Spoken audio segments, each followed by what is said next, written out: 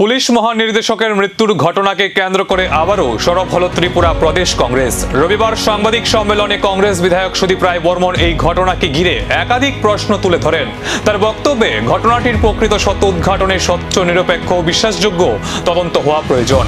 তিনি দাবি করেন, জনমতে তৈরি হওয়া বিভিন্ন প্রশ্ন ও সংশয় দূর করতে তদন্ত প্রক্রিয়াকে সম্পূর্ণ স্বচ্ছ রাখতে হবে। পাশাপাশি ঘটনার সমস্ত দিক খতিয়ে দেখে প্রকৃত তথ্য জনসমক্ষে তুলে ধরার আহ্বান জানান তিনি। সাংবাদিকদের বিভিন্ন প্রশ্নের উত্তর দেন সুদীপ রায় বর্মন। তার অভিযোগ ও দাবির পর রাজনৈতিক মহলে নতুন করে আলোচনা শুরু হয়েছে। ফরেন্সিক এক্সপার্ট কোন একটা চ্যানেলে শুনছিলাম সেদিন, উনিও বলছিলেন যে আমি গিয়ে তো হ্যাঙ্গিং অবস্থায় পাইনি, আমি নিচে পেয়েছি।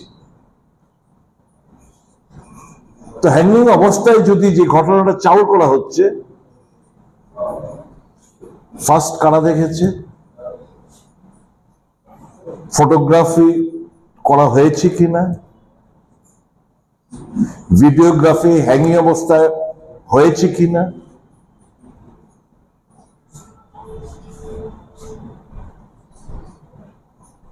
তার তো কোনো বিবরণ আমরা পাইনি।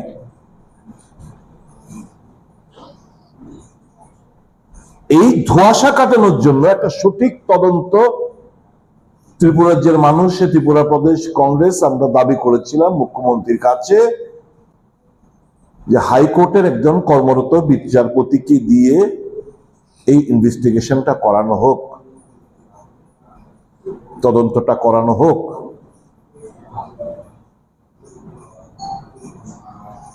আমি জানি না মুখ্যমন্ত্রী নিশ্চয় ওনার কাছে খবর আছেন, সঠিকভাবে খবরটা পৌঁছান কিনা আমি জানি না।